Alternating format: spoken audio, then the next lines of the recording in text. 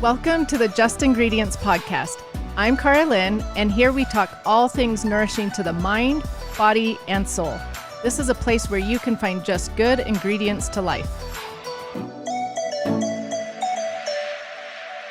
Kettle and Fire bone broths are one of the products that has a permanent place on my pantry shelf. As you know, I am a big fan of making food from scratch, and I love making food with bone broth as well. Caveat, assuming you can find high-quality grass-fed and finished bones. But if you're like me, you don't always have the time and or foresight to make your own bone broth from scratch. That is why I always have some Kettle and Fire on hand for when I want a quick, delicious, high-quality bone broth. Their broths are always made with organic veggies, herbs, and spices, and they only use grass-fed and finished beef bones and pasture-raised chicken bones. They never use anything artificial, no preservatives, no coloring, no flavorings, no junk ever. That is why I'm happy to be partnering with them for my podcast. They are a company that I can rely on to make high-integrity products. As a listener, you can save 25% off any of their products at kettleandfire.com. Just use code JUSTINGREDIENTS at checkout. That is kettleandfire.com. KETTLEANDFIRE.com. Dr. Benjamin Bikman earned his Ph.D. in Bioenergetics and was a postdoctoral fellow with the Duke National University of Singapore in metabolic disorders. Currently, his professional focus as a scientist and professor at Brigham Young University is to better understand the role of elevated insulin in regulating obesity and diabetes, including the relevance of ketones in mitochondrial function. Welcome, Dr. Bikman, to our show. I am so honored to have you here on our show, and I really appreciate you taking the time to be here. My pleasure. Please call me Ben, Carlin. It's a delight. Well, thank you so much. I've learned a ton from following you. I've even listened to one of your speeches that you did at BYU that was amazing on insulin resistance.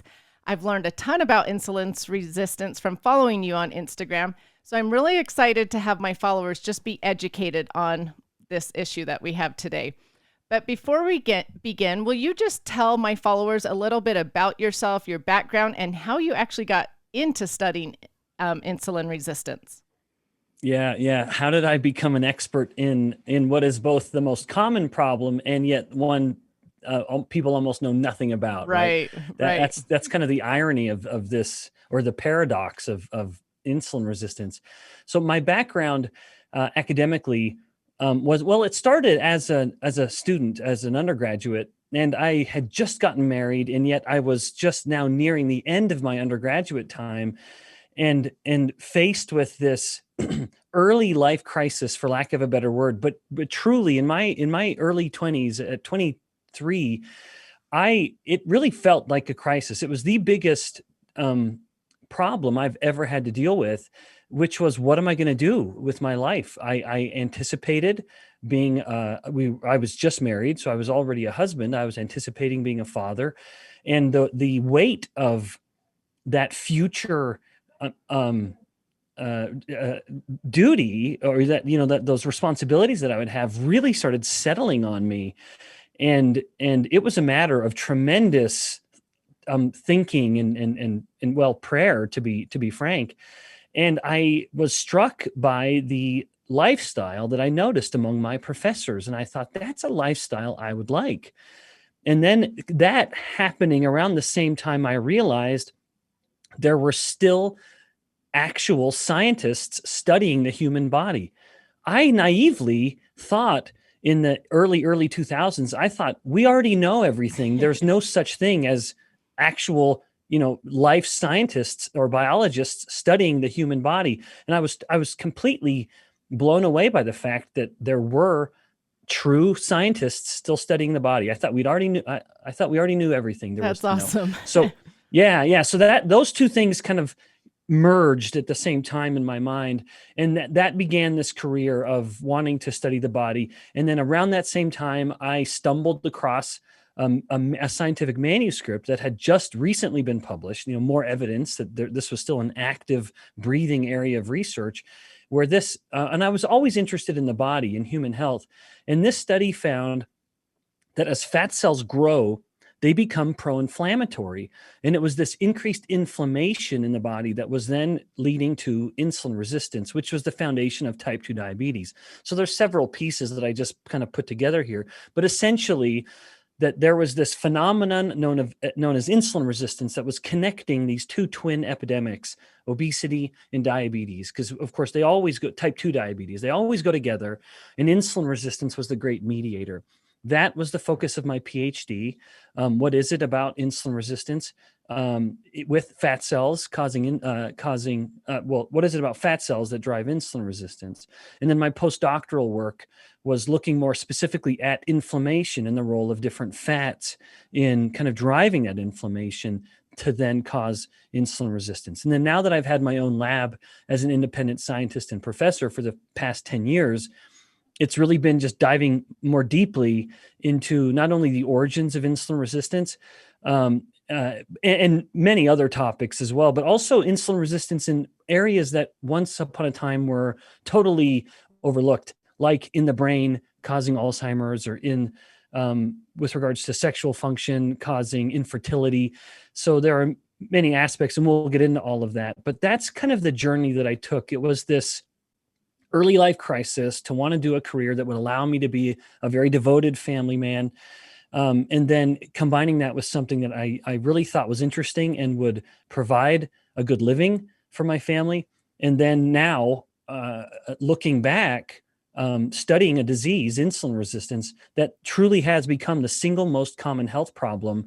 And so it's one that I am very passionate about, where I'm happy to talk about. I'm genuinely glad for new venues like this, because I think, all right, this is a whole new audience that is going to leave at the end of this hour and know what is in fact the single most common problem, how to look for it, and what to do about it. Wow, that's a fascinating journey. And I love that you took that role to go study insulin resistance. And you're right, it is a huge issue today, but yet not many know exactly what insulin resistance is or how it's affecting them. So let's start at the very beginning for my listeners. Let's just start with the basics. What is insulin resistance? Mm-hmm. Yeah. In fact, Carlin, let's even define insulin, the hormone itself. So insulin is a hormone that we're all making. We have a little gland kind of tucked underneath our stomach called the pancreas. And on the pancreas, there's all kinds of different types of cells. And some of these cells are called beta cells, and they're making insulin, releasing the insulin into our bloodstream every minute of the day, unless a person is a type 1 diabetic. In type 1 diabetes, that is where the body's immune system, it's an autoimmune disease, so the immune system has attacked itself, its own body, and specifically the attack has happened at the beta cells. So in a type 1 diabetic, they've had the autoimmune destruction of their beta cells. Now they have no insulin, and so the person has to inject insulin. Now that is not the same as type 2, and we could get into that later. Whereas type 1 diabetes is a disease of no insulin, type 2 is actually a disease of too much. It's just not working well. And then, in fact, that's a nice segue to get into insulin resistance. But just to finally kind of really define insulin itself, insulin's main action as a hormone, because hormones are just little signals moving from one cell to other cells in the body. Every hormone would fit that description. Insulin does as well. So insulin's main effect, or rather its most famous effect, is to control glucose in the blood. And everyone knows about blood sugar or blood glucose. That's just an energy source in the blood. And of course, it's coming. We're making it all the time when we need to. The liver can make glucose, or we're eating it, which we nowadays do, I would say, far too much, where we're eating starchy or sugary foods. Right. So when we eat something that's starchy and sugary, that gets rapidly metabolized into glucose. And so the glucose levels in our blood will go very high. That is potentially lethal. If the glucose stayed really high for too long, it would start to hurt the body. And so insulin will then be released. And insulin essentially opens doors into cells, especially muscle cells and fat cells. So when the glucose is up, insulin will come into the blood and kind of goes to the doorways on the muscle and the fat cells, knocks on these doors, opens the doors, and now the glucose can come from the blood into the muscle and the fat. And then the doors will close insulin's done its job. It comes away from the door, and now the glucose levels have come down in the blood because insulin ushered the glucose out of the blood into the body's cells. Now, having said that, so insulin's main effect is to lower the glucose, or its most famous effect, because the fact is insulin has an effect on literally every single cell in the body, from brain cells to bone cells, from lung cells to liver cells. Every single cell will respond to insulin in some way, and that's why insulin is so relevant when it's not working well in cases like dementia or heart disease or infertility that we can get into later. So, and that now is a good segue into insulin resistance. Insulin resistance affects potentially 88% of all adults in the US. So this is by Wow. far, that was a paper published 3 years ago by the School of Public Health at University of North Carolina, I where almost 9 in 10 adults have some kind of measurement or detectable level of insulin resistance. So it is by far the most common health problem in the country. Now, a lot of people think, well, that's just an American problem because we eat so poorly. That it couldn't be further from the truth. There are countries where it's actually worse. I've given talks on insulin resistance literally around the world.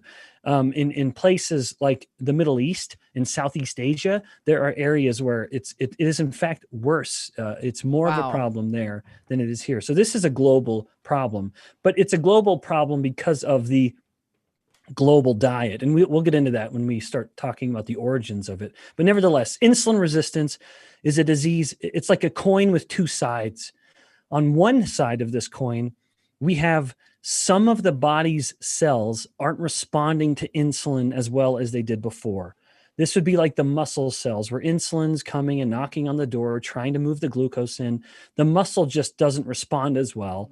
And so the doors don't open, and so the glucose can't come down. So that's an obvious example of this first side of the coin. Again, insulin doesn't work as well as it did before at some cells. On the other side of the coin, we have that insulin levels are higher than they used to be, or even I could say higher than they should be. So we have a chronically elevated insulin combined with a compromised insulin signaling or insulin action. And those two will always come together. You cannot have one without the other. Now, interestingly, so that is insulin resistance, and I'm defining it in the context of disease. But there is instances in human development where you actually become insulin resistant for a good reason, and that is puberty and pregnancy. Both of these times are times of kind of rapid growth in a human body. And let's talk about pregnancy just because that's more relevant to your audience. I know in the case of pregnancy, mom has altered insulin signaling. Some cells aren't responding as well, but others are responding perfectly well to insulin, and insulin levels are higher. And this is helping mom develop mammary tissue for future breastfeeding. It's also helping mom get fatter, which, much to her chagrin, because insulin wants to tell fat cells to grow. But that's all essential because the woman bears the metabolic burden, of course, of pregnancy and childbirth, where it's almost like the body's way of saying, hey, you are doing something that is metabolically very expensive. You are growing another human being. Let's make sure you have enough energy to really take this across the finish line. And even once you've crossed the finish line, you're also going to be responsible for feeding this little baby.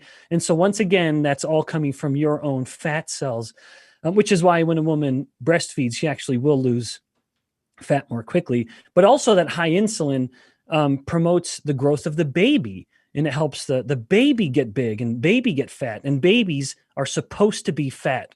Humans are supposed to be born fat for reasons that we just don't have the time to get into, so I won't. But it's all about the brain. But so we have instances where insulin resistance, well, just a couple. Pregnancy is the most obvious, where it's supposed to happen. And then the moment the baby is born and pregnancy is over, the woman is as insulin sensitive essentially as she ever was. So it's a very acute phenomenon. But what we have nowadays is where it's not acute, it's a chronic problem, and it's entirely a result of the kind of dietary world we find ourselves living in. So that's the definition. Long-winded, I know, but I am a professor who studies this, so I can't help it. Now we Well, know what insulin is, and now we know what insulin resistance is.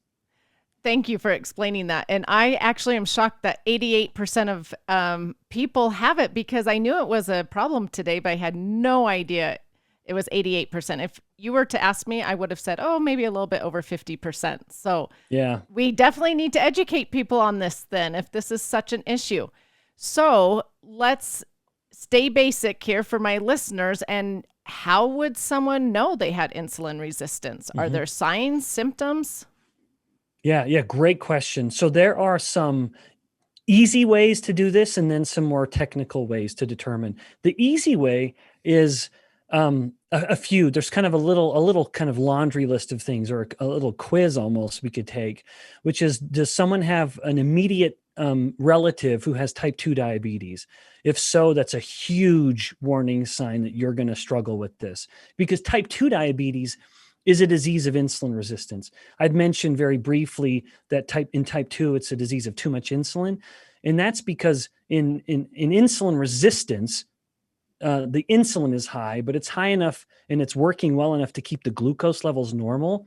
But it's only when the body becomes so resistant to insulin, despite swimming in a sea of insulin, now it can't keep the glucose in control. And now the glucose levels climb. And then we say it's type 2 diabetes. So type 2 diabetes is insulin resistance that's just gone really far. So if a person has an immediate relative with type 2 diabetes, that's a huge risk factor. If a person has high blood pressure, hypertension is almost always a result of insulin resistance. And that's why when people address their insulin resistance, their blood pressure drops. And within weeks, they commonly get off all of their blood pressure medications. It's a phenomenally quick response. Another thing is if a person has infertility. If a woman has PCOS, that is almost certainly a sign. It would be exceptionally uncommon for there to be an exception to this. Wow. It's almost a certainty that she has insulin resistance. And same kind of the parallel, although totally different problem in men, which is erectile dysfunction. Those are both the most common forms of infertility in women and men, respectively. In men, if he has erectile dysfunction, that is almost always a result of insulin resistance and how insulin resistance is changing the way the blood vessels work in the man.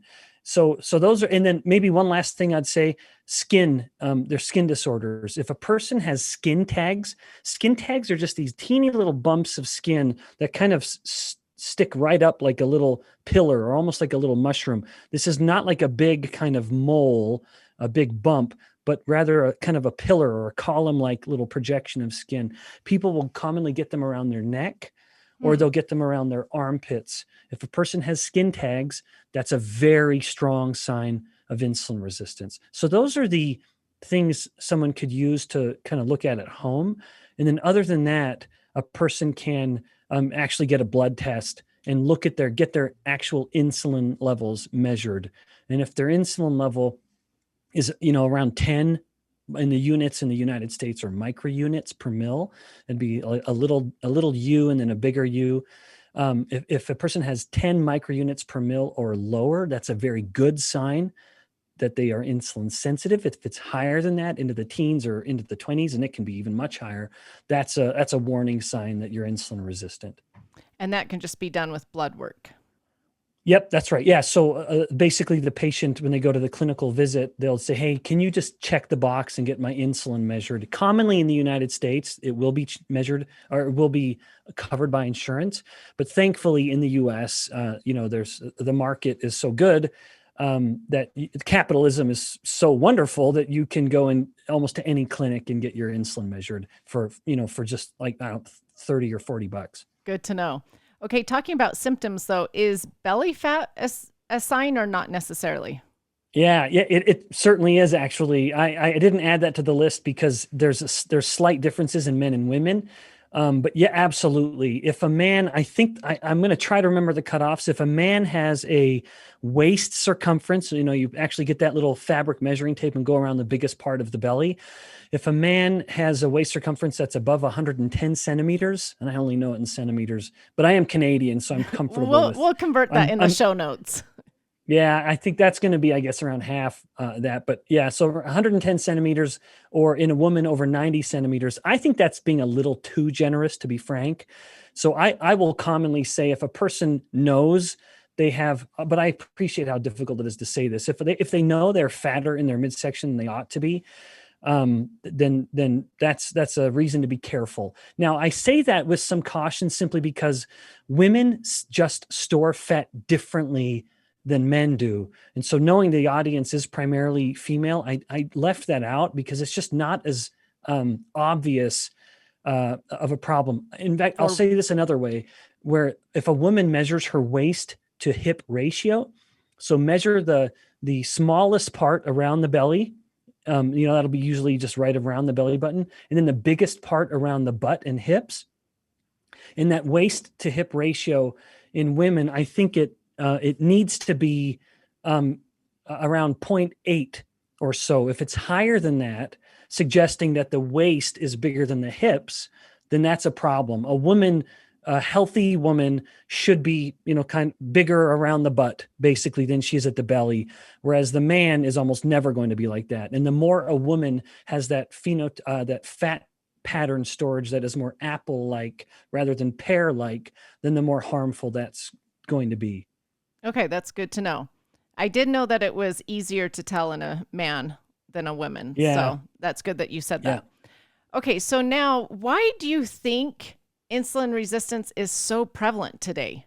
Has it always been an issue or more so today? Oh, no, not at all. I would say even 2 generations ago, it would have been nothing. It would have been absolutely unheard of. So it really does. It really is a reflection of how our dietary habits have changed.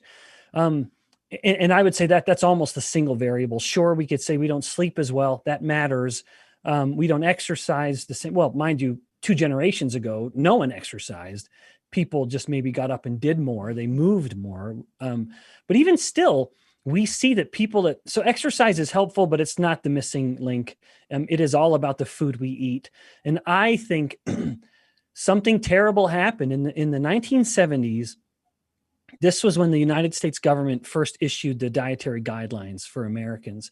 And that was the beginning of, frankly, the war on fat and this obsession with carbohydrates.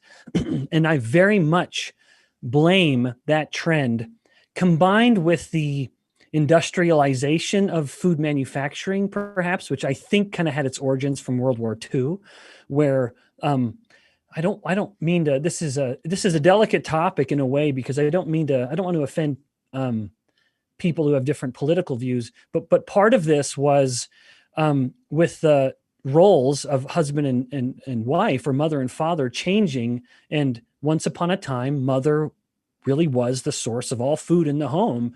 Of course, there are exceptions to this, and I don't mean to sound bigoted or sexist in any way, but with World War II, there very much was a shift in who was at home and who wasn't. And that was the beginning of kind of easily packaged processed foods. So that, I think, was happening really in the 1950s and 40s, 50s, probably more 50s. But then in 1970, that was really the beginning of the war on fat.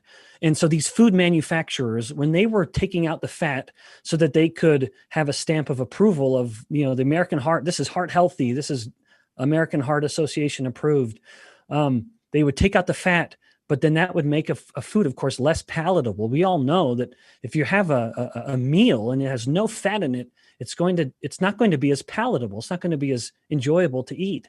But so as they took out the fats, they took out one particular type of fat, and that was saturated fats, which is a fat that exists in nature. There's no getting away from it, from natural fats. And the natural fats are animal fats and fruit fats. Fruit fats being coconuts, avocados, olives. Those are fats that we as a human species have been eating since the beginning of however our species came to be. And so we were taking out saturated fats and replacing them with refined oils from, say, soybean or canola. And maybe I'm getting too far ahead of us in this conversation. No, you're good. But keep going. Okay. Suffice it to say, we started changing the way we ate, and natural fats were going to the wayside, being replaced with refined seed oils like soybean oil, canola oil, corn oil. These so-called vegetable oils are not vegetable at all. They're seed oil, and they're from we only get them from heavily refined processes. But then adding to that refined starches and sugars.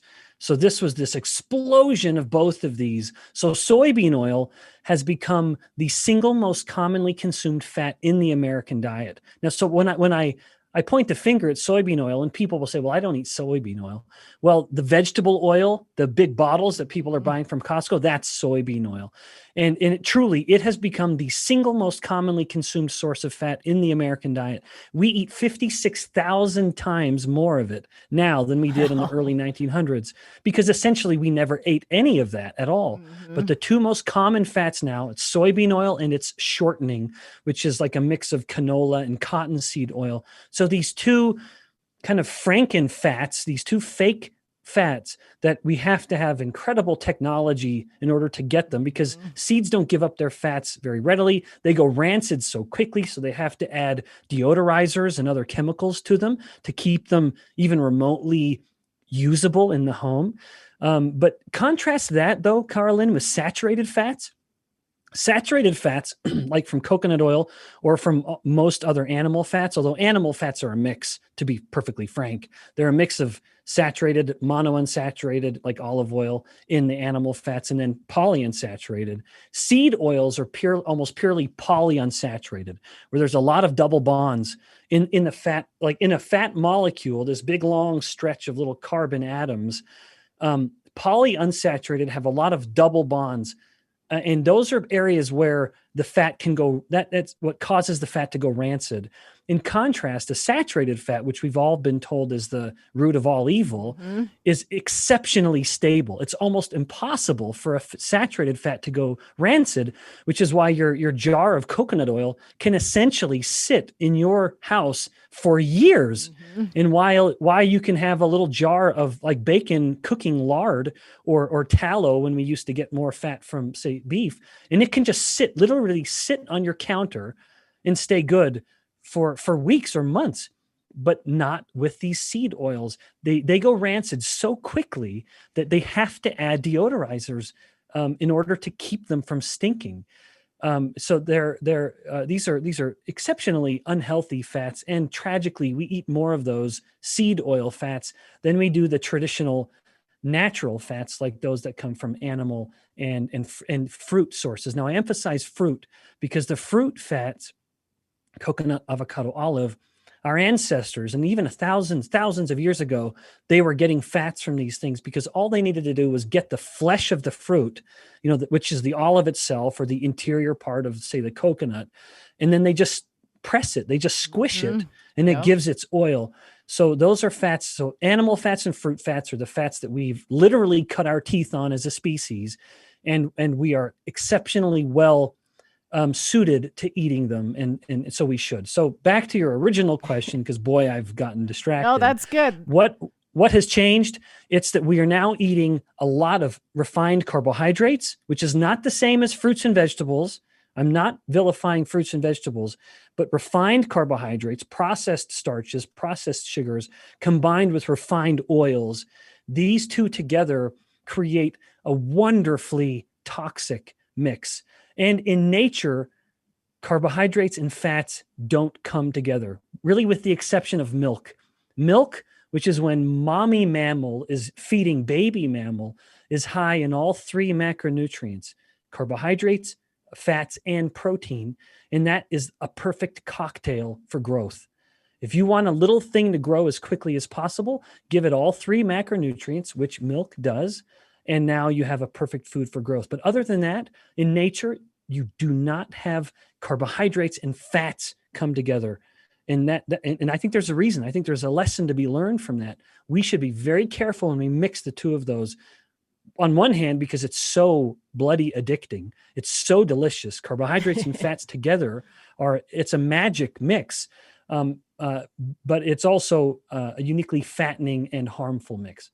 So the refined oils, they are causing the inflammation, correct? Or can be causing inflammation. And then you've got these refined sugars that are spiking the glucose, correct? Yep. Yeah. Well said. Yeah. So yes. So on the latter point, absolutely, it's 100% clear, no question. When you're eating refined starches and sugars, your glucose levels will rapidly climb, and insulin will go up, and then insulin will have to stay up, depending on the health of the person. It can be up for up to 4 hours. Your insulin and your glucose can be elevated. Now that has very real consequences when it comes to insulin resistance that we could come to later. But when you're pushing your insulin up too high too often, that's one of the key drivers of insulin resistance itself. Now, on the seed oil aspect, yes, that type of polyunsaturated fat from seed oils is called omega-6. Everyone has heard of omega-3s. Omega-6 is kind of the villain. Well, not necessarily. I mean, omega-6s occur in nature all over. And so we're always getting them. It's just that now we're getting, thousands of Too times much of more. Yep. Yep. And omega-6 fats are the fats that can be, but not necessarily, they can be converted into another type of molecule called arachidonic acid. And then arachidonic acid can be converted into demonstrably pro-inflammatory molecules like prostacyclins and thromboxanes, these molecules that do in fact increase inflammation. Now, having said that, I want to just add a little note of caution. There's nothing that is absolutely or obligatorily inflammatory about omega-6 seed oils. That is something that is, I think, as a scientist, I think people, we say that a little too readily, that to my knowledge, just putting more omega-6 into the system will not increase inflammation. It's just that those fats can be used. They're basically the fuel that if there is any kind of signal for more inflammation, this is the source. This is what's going to basically give all the building blocks the inflammation itself would need. But inflammation is a huge topic. And you don't need omega-6s necessarily to play into inflammation. There's so many different routes. Inflammation is such an essential process to human health and survival. It's essentially our immune system, that there are numerous redundancies there. And the omega-6 arachidonic acid pathway is one of many others. So there's a lot of inputs that play into inflammation. Right. There's a lot of things that contribute to inflammation. Yeah. But let's talk about those refined sugars again. So those refined sugars are causing these glucose spikes, and most Americans are having these huge spikes in their diet, right? And then they're crashing, and then another spike because they grab some sugary snack, and then another crash. So is this up and down spikes what's contributing to the insulin resistance? Yeah, it sure is. Yeah. So what we alluded to and now what we can dive into now here is absolutely the case where So one of the key drivers of insulin resistance, I'll start with this. I consider there to be three primary causes of insulin resistance. One is stress. So the key stress hormones, cortisol and adrenaline, each can cause insulin resistance. Second is inflammation. If a person has higher inflammation in the body, that can cause insulin resistance. Now, inflammation is such a big term. It's one of those things that, again, in the pop culture, we just kind of throw it around. And so I like to be a little careful saying that, but take something like an autoimmune disease like rheumatoid arthritis. We could pick any lupus, Crohn's disease, any of these autoimmune diseases. All autoimmune diseases have kind of an ebb and a flow. They'll be active and then they'll kind of be inactive for a time. As the autoimmune disease is up, inflammation is up because it is an inflammatory attack on our body, and insulin resistance goes with it. And then for example, as the rheumatoid arthritis gets better, the person will note, oh boy, my hands, my knuckles feel so much better today. It's because the inflammation is down that day. And so too is the insulin resistance. The body has become more insulin sensitive. So inflammation is another key driver. And then the last one that we've already alluded to is chronically elevated insulin. Now, that is coming from these chronic excursions from the norm, where a person eats a load of refined starches and sugars, glucose levels spike, insulin will follow to try to push the glucose down, and now the glucose can come down. Now, the tragedy in this paradigm is the way we've been told to eat. where we've been told we should eat diets that primarily come from carbohydrates, up to 50 or more percent of all calories, we're told, should be from carbohydrates. And we've been told that there's a value in eating, 5 or 6 little meals per day. Well, then it ends up looking something kind of like this. A person wakes up in the morning and their insulin levels are down, which is wonderful. That's a wonderful way to be insulin sensitive. And I haven't really touched on this yet, but if insulin is down, then fat cells can be giving their fat to the body to be used for energy. The fat cell can be breaking down its stored fat. That cannot happen. 0%. It's impossible for that to happen if insulin is up. Insulin will not let fat cells break down their fat. But if insulin is down, now the fat cells are breaking down fat. So that's like the magic. That's the magic potion you're just telling women. If they want to lose fat, sure am. Keep the insulin down. And that's right. In fact, let's make sure we spend some time on that, because it really challenges the kind of classic calories in, calories out. Everything's got to be low fat. I very much challenge that idea. But so if someone wakes up in the morning, insulin has finally come down overnight. And now what do? We spike it by eating 2 bagels and a glass of orange juice, or a big bowl of cereal, or pieces of toast, whatever it may be. Breakfast has become almost like a dessert in the Western culture. Some of those pancake mixes are, that's for sure. Oh, absolutely. Yeah. It's basically like we're giving our kids cakes. And unfortunately, we as parents, we're under the impression that if it's fortified with vitamins, it's okay. And if we're giving them fruit juice, it's fine. That is pure garbage from top to bottom. So the person wakes up, they spike their insulin with this dessert of a breakfast that they've been told is somehow healthy. And then it takes about 3 hours or so for it to come back down. And right when insulin's starting to come down, what do? We bump it back up again. And then right when it's about to come down, now we had our mid-morning snack, and now we're at lunch, and then our afternoon snack, and then dinner, then our evening snack. Every waking moment and well into the night is spent in a state of elevated insulin.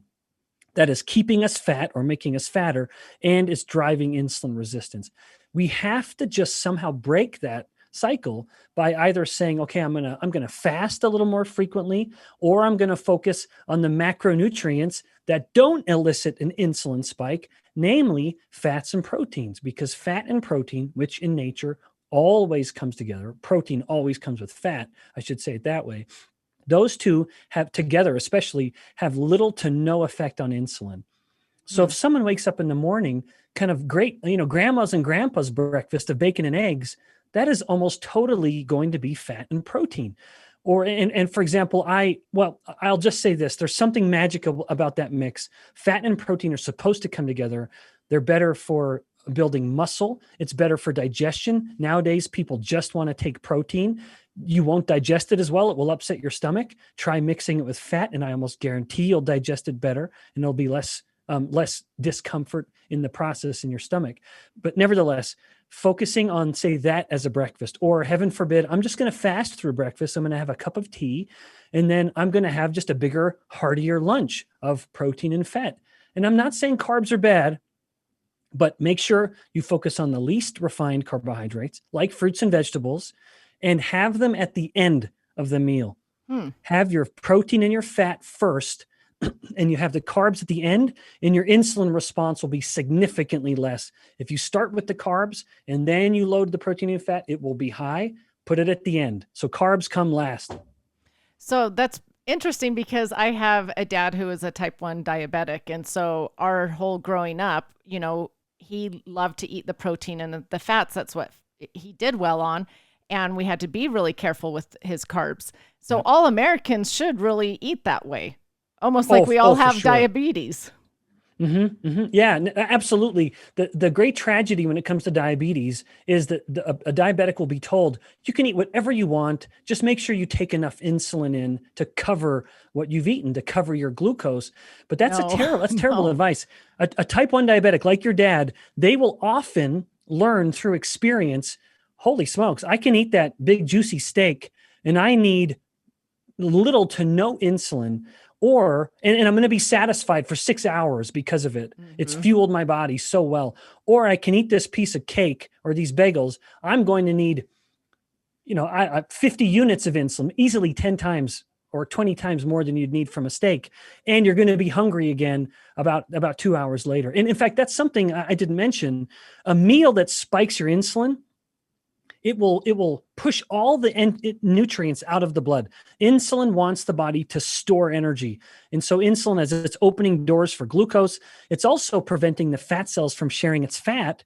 And so the body starts to get low on glucose, low on fats, and we start to sense that as a hunger.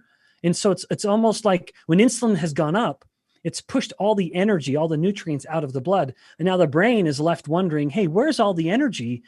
We need to eat. Even though there's still plenty of food working and digesting it, we're storing plenty in our fat cells and in our liver cells, but the actually energy available to the brain, which has no storage capacity, it's not like fat cells, which can store a bunch of energy. The brain needs to be fed. And so when the energy in the blood goes down, the brain says, hey, wait, energy's low, let's eat.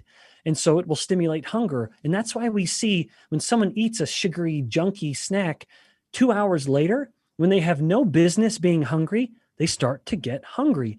It's not because there's not something in their intestines. They just ate. It's that the brain is sensing this relative reduction in energy. And that doesn't happen when someone eats a meal that is lower in refined carbohydrates and built more on protein and fat. And these are human studies I'm actually citing here in my mind. You see that available energy in the blood is higher, and that is why satiety is longer. One study in particular put people onto two different groups based on changes in their breakfast. The people that ate the low-fat, high-carbohydrate breakfast, and it was the exact same amount of calories.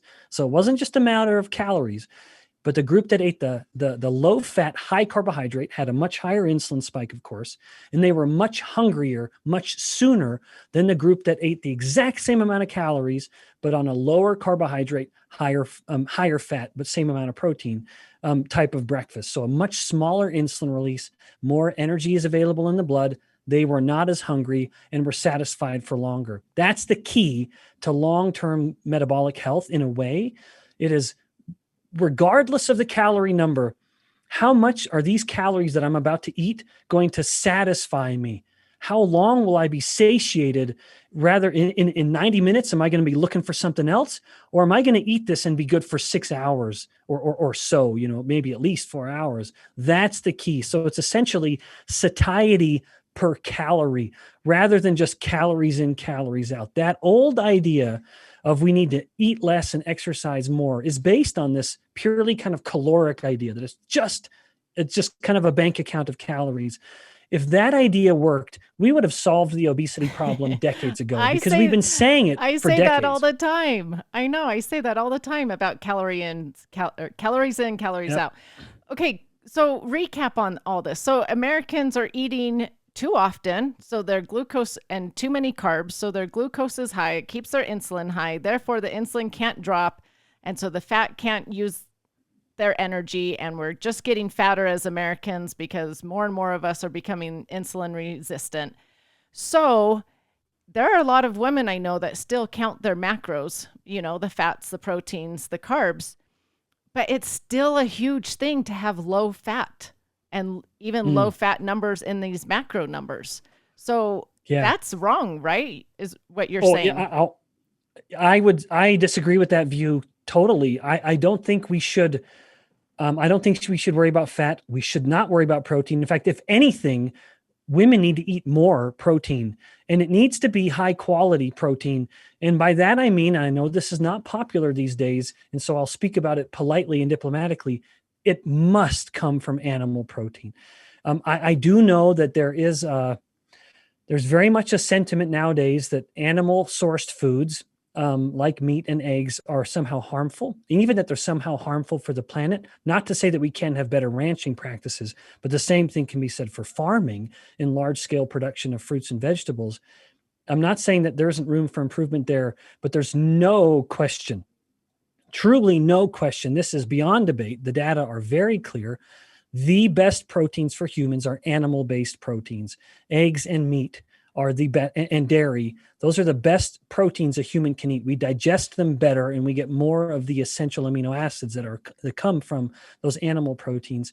I know, at least back in the 90s, going back to fats with animals, back in the 90s, it was a very low fat media push. I mean, I remember counting my fat grams and would be really happy if I got under 10 for the day because, we were supposed to be no Isn't fat that and low crazy? fat and non-fat Yep. and Yep. everything was. So it's good that you're educating, on this podcast that we do need our fats, that they are healthy, and we need those proteins. In fact, Carlin, in fact, let me just put a fine point on that sentiment. If a woman wants to, anyone, woman or fella, if they want to count anything, well, I hate counting. So I won't even say that. I would just say scrutinize your carbohydrates. Protein and fat, I say you can be as liberal with those as your hunger wants you to be. There's no need to count either protein or fat. Just let that be part of what you're naturally eating. Get your protein sources, and then whatever fat is coming with that, then that's great. But it's the carbohydrates that we need to be careful with. Okay, so let's talk about insulin resistance with some of these health issues out there. Because, for instance, I have a lot of followers who deal with PCOS. So, how does PCOS and insulin resistance work with each other? Or why, like you said earlier, why is that related to PCOS? Yeah. Oh, I'm so glad you're bringing this up.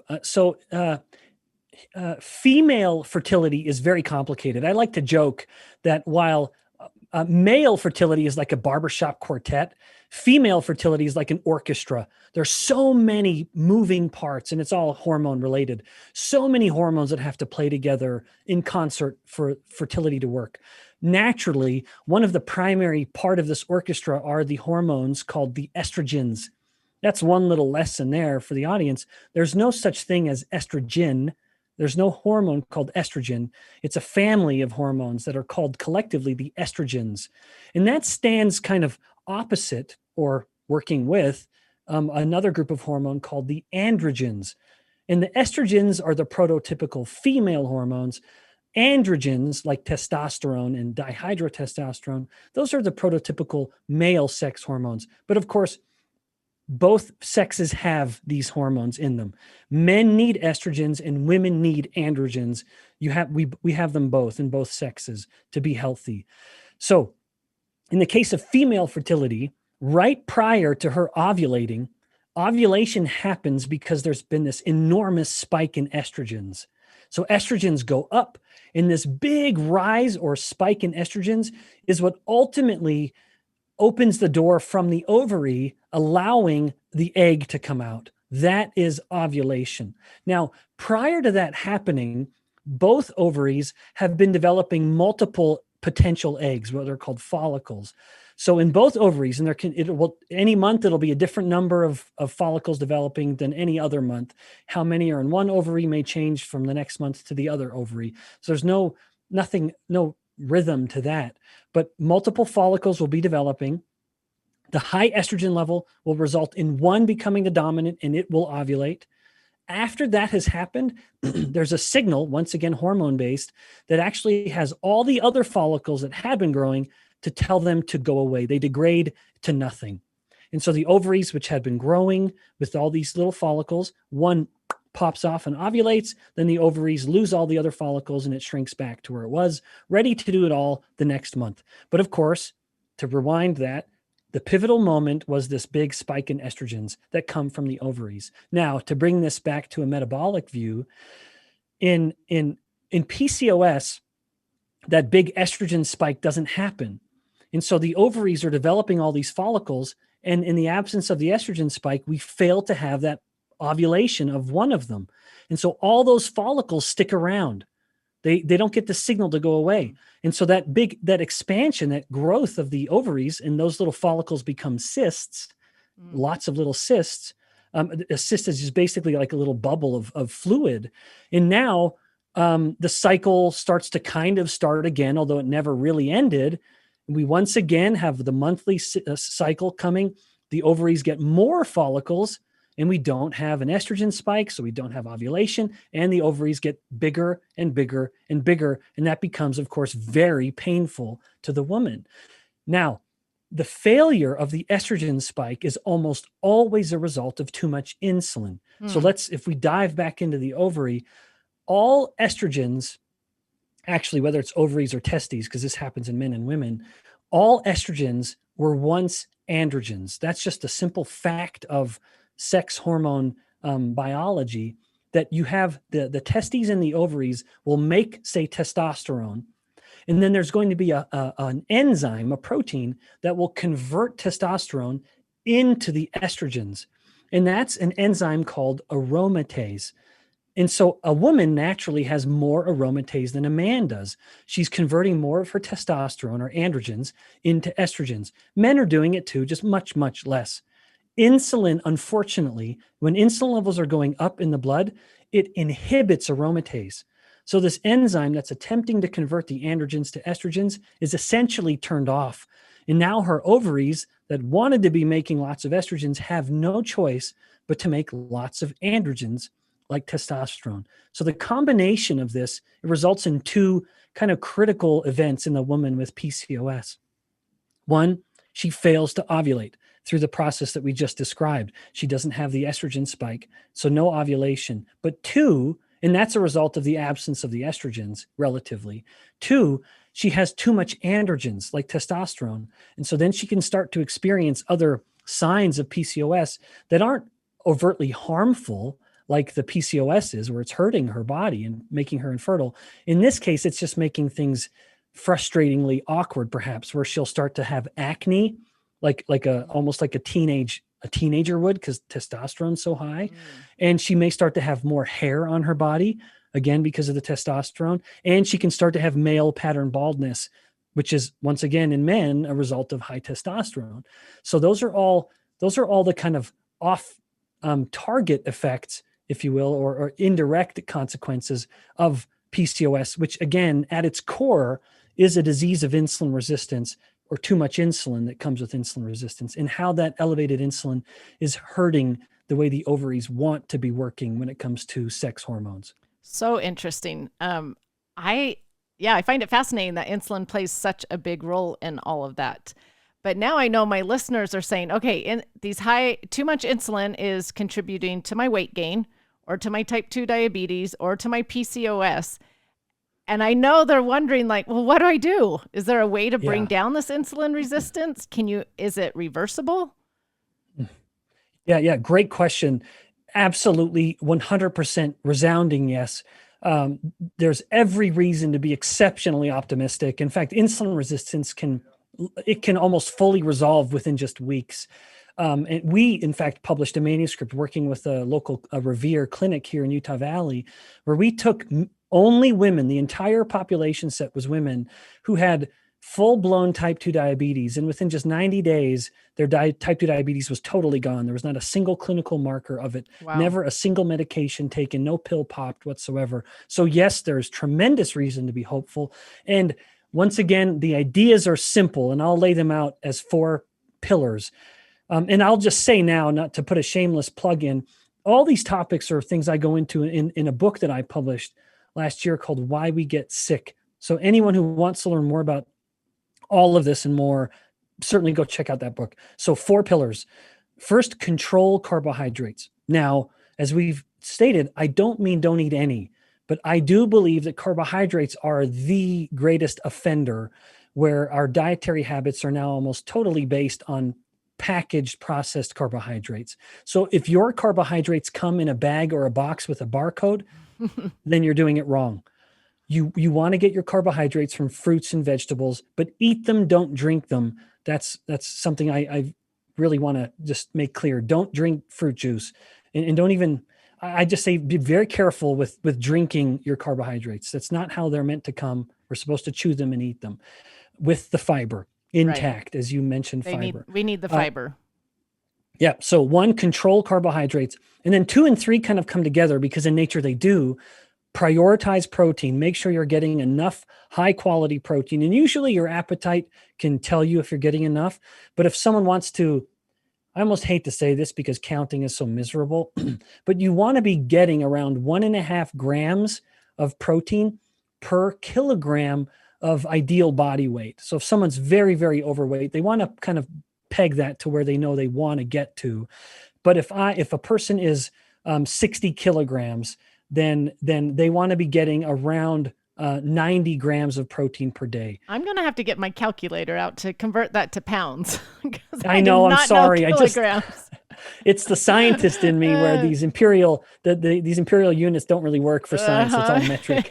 Yeah. So it's pretty simple. Anyone can figure that out on Google or something. So yeah, 1.5 grams of protein per kilogram. That's an ideal target. So prioritize protein, and whatever fat is coming with that protein, that's kind of the next point. Don't fear fat. Enjoy fat, enjoy it even liberally, I would say, but make sure it's coming from animal and fruit sources. So things like butter or coconut oil, or the fats that are naturally coming with your beef. And I buy my beef from a local little ranch here in the Mountain West. I can guarantee someone can always find a little local rancher Right. they can buy their meat from. And that's what we do in my family. So don't fear fat. And then the final pillar is fast. It's okay to take a break from eating. I usually will have a full 24-hour fast every week. And then within the week, I'm typically fasting through breakfast. It's a very common thing. I just have a cup of herbal tea or something similar for breakfast. And then I'll eat a big hearty lunch. And then I'll try to have a more modest dinner. My one note of caution when it comes to fasting, a lot of people nowadays are doing one meal a day, or OMAD or OMAD. Right. And that can be done very wrongly. If a person is kind of building up their hunger pressure all day and they only eat dinner, very often they will overeat, because it's dinner and evening when we are at our weakest. That's when we are most susceptible to bad food, to food temptations. So I would say be very careful, but it's also the social meal. So it's hard to fast through dinner all the time, because you want to sit down with your family and they're all eating and you're just sort of sitting there watching them awkwardly eat. No, we want to eat with our family. So my encouragement though would be really stack up on lunch. Let that be a big, full, filling, satiating meal. And then let dinner be a little more modest. And then once dinner is over, you're done. Stop eating at around 6 or 7. You will sleep so much better, and your insulin will come down so much faster that you'll just get into an insulin sensitizing, fat burning state much earlier in the night and then throughout that rest of that day. So people could be burning fat if their insulin is down while they're sleeping. That's right, Carlin. Anytime insulin is down, and the power of like those rules I just mentioned, controlling carbs, prioritizing protein, not fearing fat. If you're doing it that way, then usually even when you're eating, your insulin is barely going to go up. And that really is like, if someone has a salad, for example, like a big hearty salad, your insulin is barely moving. It's barely moving. Those kind of cruciferous vegetables are almost totally inert when it comes to insulin. So yeah, even when you're eating, if you're keeping insulin modest, then you're still primarily relying on fat, because the body is a hybrid. It's getting its energy from fat or glucose or blood sugar. And when insulin is up, the body goes to sugar burning. When insulin is down, the body goes to fat burning. This is very, very well documented, and it shifts within just minutes. The moment you spike your insulin, you turn off your fat burning, and now your body's being fueled by sugars. And that's not a great way to be. That's not a great way to lose fat or keep it off. Wow. If women knew this, it would change how they, oh my goodness, how they eat everything, because it is so calorie in, calorie out, low fat. So I love that you're sharing this, but I know they're going to ask me about fasting after you've talked about this. So are you claiming like a 16, 17, 18-hour fast? Yeah. So I think when someone can do that, that's a wonderful way to eat. So what's commonly called like an 18-6 or something like that, where they fast for 18 hours and then they eat during a 6-hour window. That can work exceptionally well. And it usually becomes quite effortless, because a lot of people aren't hungry in the morning. We've just been told this idea that, oh, breakfast is the most important meal of the day. Honest to goodness, that is purely a marketing. That actual idea started from marketing companies, marketing cereals. There's nothing true about that. No meal is inherently more important than any other meal. That's a total myth. It truly is. There's nothing magical about breakfast. But if you're not hungry at breakfast, don't eat.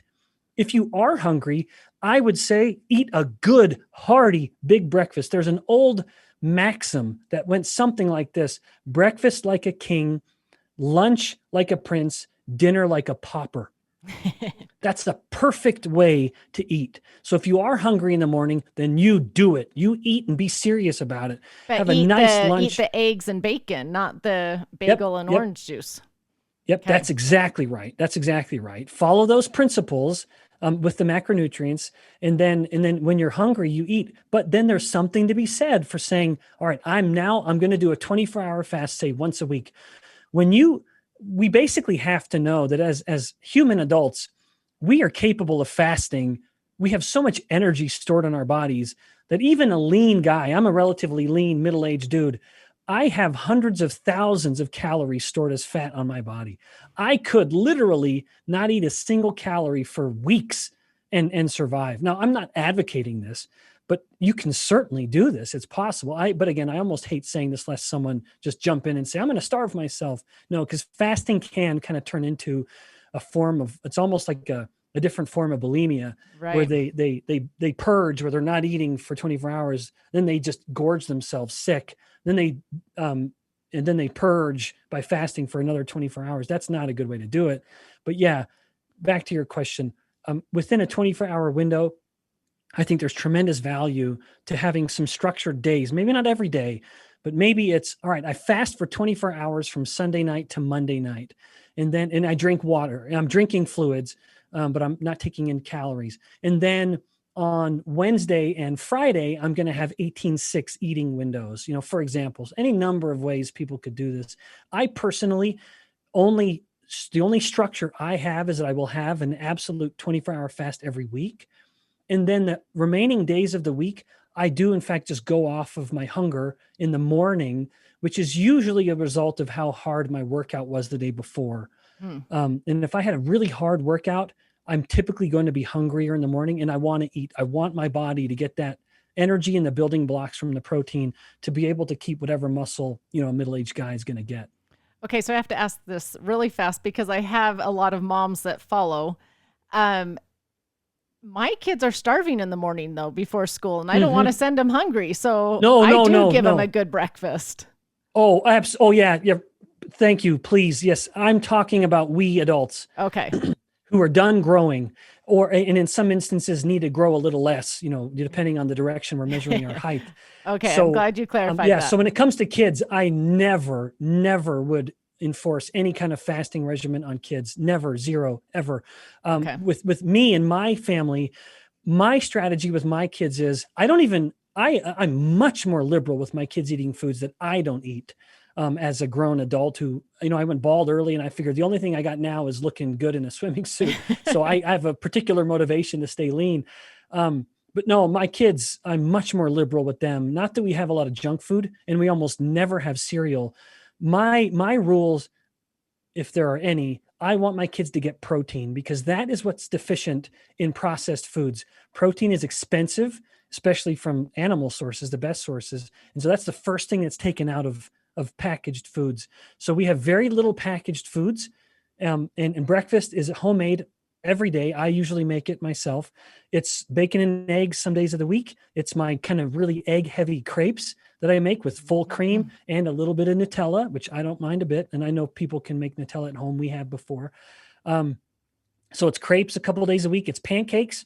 And these are made with flour because you just can't make a good pancake without flour, really.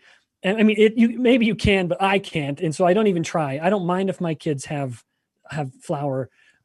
None of them have any apparent sensitivity to gluten, but whatever. My point being, and they use syrup with butter on these, but it's always a home cooked breakfast every morning. I make it, and I have a schedule that allows me to do that, and that's important enough for me to make it a priority.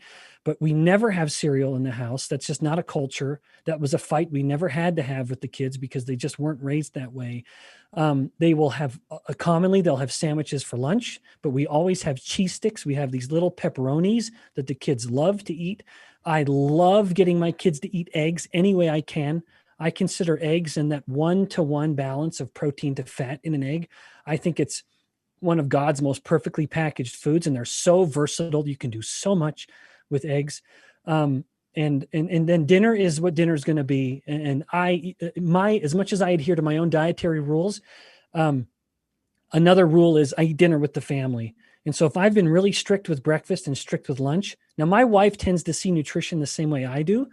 But even still, if dinner is going to be pasta, and I would say, boy, that's a lot of carbs, I don't care. I'm going to eat dinner with my family.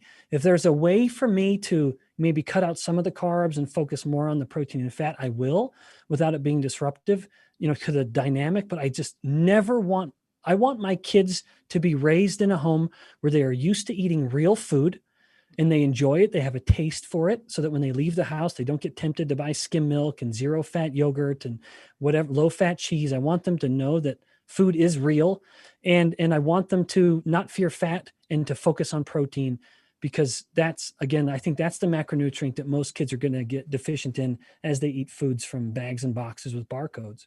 I love that. I have taken a lot of your time, but I have two quick questions to ask you. Mhm. Okay, a lot of Americans are dealing with too much stress, and stress plays a role in insulin resistance. So, what do you suggest for that? And then, two, do you suggest daily exercise to help lower the insulin resistance as well? So, stress and exercise.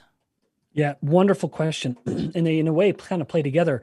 So, yeah, stress is a key variable. Unfortunately, of those three, the three primary causes I mentioned earlier of insulin resistance, stress, inflammation, chronically elevated insulin, I don't often elaborate on the inflammation and the stress because it's just hard to control those.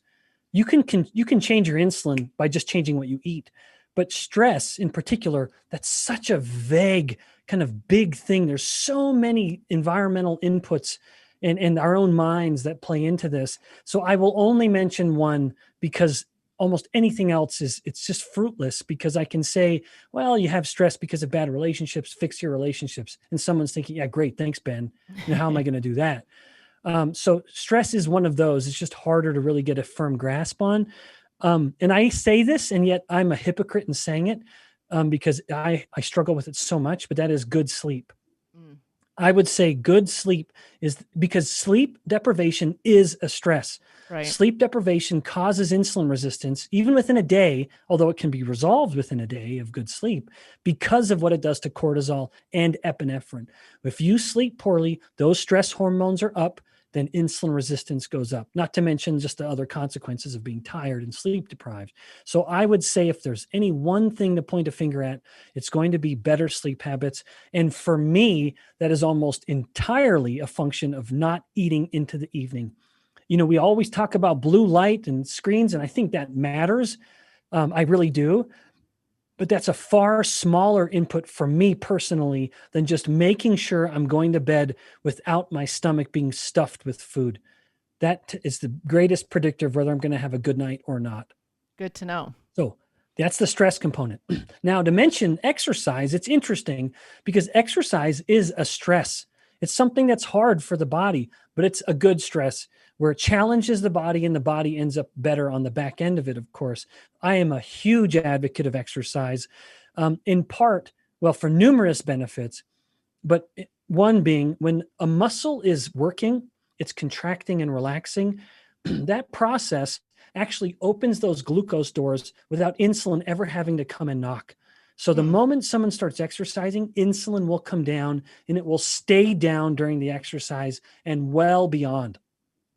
And part of it is that the muscle is so hungry that it's just pulling in the glucose. It has its own way of forcing those doors open, but only when it's exercising. That is not something that will happen when the exercise has stopped. So it's an insulin independent way of controlling blood glucose and thus lowering glucose, lowering insulin, and being more insulin sensitive on the back end. Now, one note of caution. If someone exercises, they have an insulin sensitizing benefit to that exercise. But if they finish their exercise by eating starches and sugars, they undo the insulin sensitizing benefit of the exercise.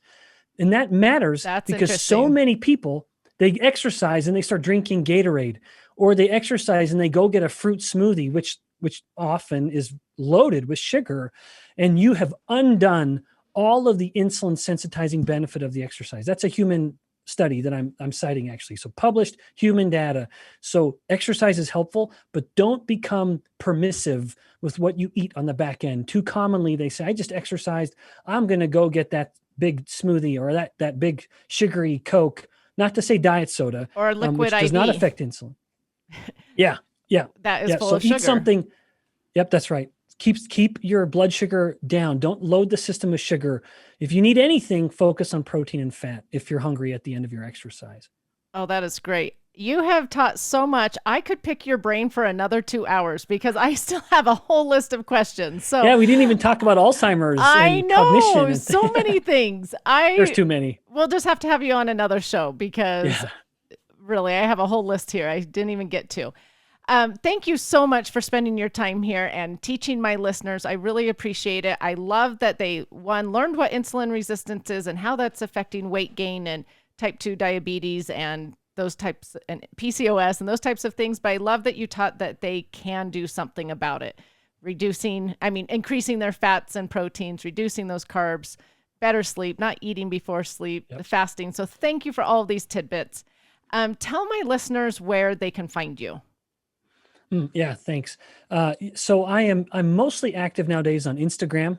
It's funny, it used to be Twitter, but Twitter is just such a hostile place that I've retreated from it. Instagram, just a bunch of happy folks generally. So people can find me on Instagram, where I put out usually a time or two a week, a little video snippet about human metabolism. And it's just my effort to truly want to be kind of an everyman's professor, sharing what I know about human metabolism. And people can find me at Ben Bikman, Ph.D. And there's no C in Bikman. So just Ben, then Bikman, Ph.D. And I regularly contribute blog content to a site and a company that I created with a couple of my brothers called Health Code, HLTH. And the website is gethealth, HLTH.com. And then also, I have a coaching platform that I co-founded called InsulinIQ.com. And that's just to try to help people who want to do low carb diets. That's just a way to try to make it as easy as possible. And of course, I already mentioned my book, Why We Get Sick. Great. Thank you so much. I close all of my podcasts with asking my guests what they think the best ingredient in life is. What would you say it is? Yeah, what a wonderful question. And I actually kind of revel in the opportunity to not speak as a scientist for a moment, because I'm more than just a scientist, of course. Right as I was leaving my home as a 19-year-old, about to go literally across the world to Russia, to live in Russia for 2 years, to be a missionary for my church, my dad, who had sent already 7 sons on missions for our church, I was the last. He told me advice that I think, to me, is one of the best ingredients for a good life. And that is, take your duties seriously, but not yourself. And that is, as I have aged and thought about that sentiment and saw my interaction with the world, specifically with other people, and how happy or content or unhappy or discontent people are, that maxim has stuck with me. But the idea is, at its simplest, we are adults. We have responsibilities in life, and we ought to take those responsibilities seriously and do them, complete them, perform those tasks to the best of our abilities. But we are all flawed people trying to do our best and learn. And that is where the not taking yourself seriously comes in. It's not that we're all a bunch of goofballs. It's that we acknowledge that we're fallible, and we laugh at our mistakes, and we invite others to laugh at their own mistakes. That is something I feel is so important. It's not to take ourselves so seriously. But again, it's not that we're making little silly jokes all the time. It's not at all what I'm saying. It's we acknowledge that we make mistakes, and so be quick to laugh at our own foibles and invite others to do the same. We're not laughing at them, we laugh with them. And there's something that can be so inviting about that kind of laughter and almost collegiality. But again, that is not because we don't take life seriously. We very much do. We take those duties seriously, but not ourselves. Oh, I love that, because life is just a big set of lessons for us to learn and grow through. And none of us are perfect at any of those lessons. And so if we can look at life that way, like we have all these lessons to learn and grow, and we are going to mess up some of them really badly. But if we can laugh about it and move on and be better because of it, then we have done our great duty. So yeah. I love that perspective on life. Thank you so much for sharing that. And again, thank you so much for being here. I really appreciate it. And If you guys want to learn more about insulin resistance and how this is affecting us so much, especially here in America, well, and all over the world, follow Dr. Ben Bikman on Instagram, check out his book, and you won't regret it. Thank you. Thank you. This was a pleasure. Thank you so much for listening. Remember to subscribe to the Just Ingredients podcast to learn more about your health and good ingredients to life. Plus, get daily tips at just.ingredients on Instagram.